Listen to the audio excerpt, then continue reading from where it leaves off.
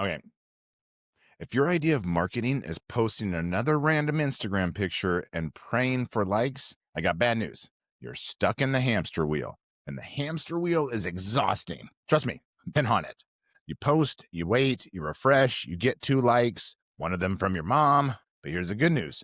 Today, I'm going to give you 5 hacks that actually get you customers. Whether you're a baker, a barber, or you sell left handed spatulas on Etsy, I don't care. These hacks don't cost a fortune, don't require an MBA, and no, you don't need to hire Gary Vee to scream at you about hustle. By the end, you'll walk away with specific steps that you can start this week to stop wasting time and actually get customers. And I'll sprinkle in real stories of businesses that made these work. And spoiler, none of them had $1 million budgets. So let's go. You know what most small business marketing sounds like? A broken record. Landscapers posting the same before and after lawn photos. Bakers posting endless cupcake glamour shots. Realtors posting just sold like they're the only one with a license. That's not marketing. That's like showing up to karaoke night and singing Mr. Brightside. Again, the echo chamber is what happens when you just copy what everyone else is doing. Same post, same SEO, same recycled tactics. And if you're wondering why it isn't working, it's because you've become wallpaper. You don't stand out. Okay, let's take Sarah, the baker. For months, she just posted photos of cupcakes, zero engagement, sales flat. And then she posted a funny video of herself failing miserably at icing a cake, like full disaster mode. That video tripled her followers in a week. Why? Because people related to it. She stopped being just another bakery and became a real person, right? Like, so there's a story of a lady who goes around to trade shows and she sells these fancy blenders, right? So she gives a demonstration every like 15 or 30 minutes. And she's always got this super professional presentation where she makes a smoothie and then she, hands it to people to try and how well blended it is, right? But one time she accidentally spills the cup that she's trying to hand out to people. And everybody kind of laughs and she feels super embarrassed or whatever. And she gets her thoughts together and keeps going. And she sold like 3 times more blenders than she ever had. So she thought to herself, I'm going to do that on purpose this time. And all of a sudden, every other one she was doing, she was accidentally spilling the pour into the cups because she realized it made her sell more blenders because she was human then. She was not perfect anymore, giving her perfect presentation. So you got to find your way like that. So like an action step, what you need to do now is you need to audit your last 10 posts. Did any make someone laugh, stop, or learn something? If not, try a new format. Video, meme, or story. Don't just repeat, stand out, or be invisible. Okay. Hack number 2, leverage dark social and community power. Stay with me. We're going to explain it. All right. So you're over here obsessing about likes while your customers are in a private group chat talking about you. That's dark social.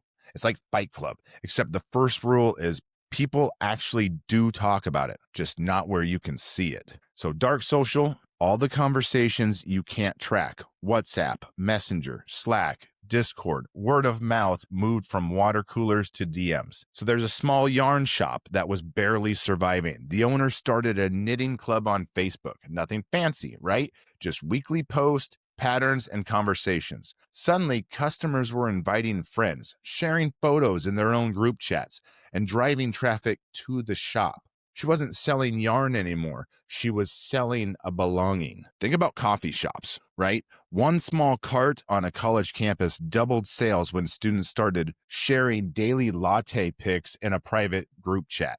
The business didn't even know it at first. They found out because students started coming in saying, my roommate told me to try the caramel latte. So that's dark social in action. Not as scary as it sounds. I know, I'm sorry. So don't just make a dead Facebook group that looks like a ghost town. If you're not going to engage, don't start it. A silent community is worse than no community at all. So do this tomorrow. Pick one platform your customers already use, WhatsApp, Facebook, Slack, and create a space for them.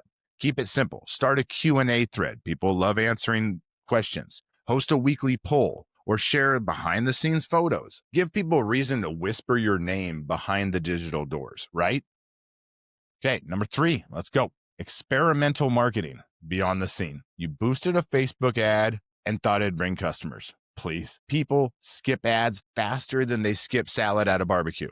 People forget ads. They remember experiences. And a small business can do this way better than a big one, right? A local bookstore runs blind date with a book. Books wrapped in brown paper with only a few words describing them. Customers loved it, posted photos, and brought friends. That's one clever idea, turning a quiet store into an Instagrammable moment. Or a pottery studio started Wine and Wheel Night. Come drink wine while learning to throw clay. They sold out every Friday night for months. A small real estate agent used free 360-degree virtual tours for out-of-town buyers. Not VR headsets, just phone-based tours. Sales increased because she saved buyers time. Even pet stores can do this. You could run a puppy play date Saturday. Customers bring dogs, kids get ice cream, and parents spend money on chew toys because Fido suddenly needed them. That's experiential marketing. Don't overcomplicate it. My wife in her blow-dry bars, like once every other month, has just a pop-up, and other small businesses come and put up a little space in her salon, and they drink wine and they go a little shopping free. I thought it was kind of a dumb idea till I showed up to one and watched my wife sell $1,000 worth of hair product to one person who walked in. And I was like, what was that? She's like, I'll get a couple more of those today off of this pop-up. We all bring in separate people. And I was like, okay, there's that. So it turns out it was genius. So I started selling t-shirts there. And now I show up at the pop-ups. Don't overcomplicate it, though. It was as simple as that. Brainstorm one simple experience. Could you host a free workshop, a tasting, or a themed event? Put it on your calendar this month. Experiences beat impressions every time. Okay? Number 4, data-driven storytelling and personalization. Sending the same newsletter to everyone is like proposing marriage with a group text. Don't be surprised when people ghost you. Data isn't scary. It's just patterns. Instead of blasting generic messages, use patterns to make customers feel like Norm from Cheers. Recognized, expected, and welcomed. So let's go back to Sarah the baker. By looking at her sales, she noticed gluten-free cupcakes sold best Tuesdays and chocolate brownies sold best Fridays. You know why that is, right? Because you're more health conscious at the beginning of the week. So she started sending weekly reminders. Hey, gluten-free friends, Tuesday's your day. Results, sales jumped. A gym I know tracked when members usually quit, which happens to be month 3. Instead of waiting, they called after week 10 and offered a free personal training session. Retention skyrocketed. So they went from planning to quit to keep going. So here's what not to do, right?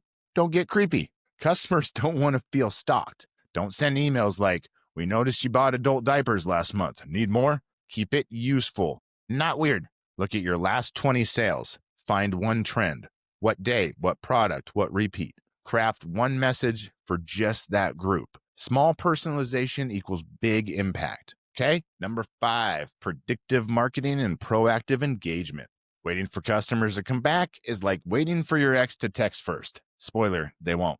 Predictive marketing is anticipating needs before they ask. It's not sci-fi. It's reminders and proactive service. Think Chewy. If you have an animal and you use Chewy, it knows when you're probably going to run out of food soon. So it's going to send you that reminder if you haven't ordered food to be delivered again. Or a plumber emails right before winter. It's getting cold. Time to check your boiler. Customers love it. Why?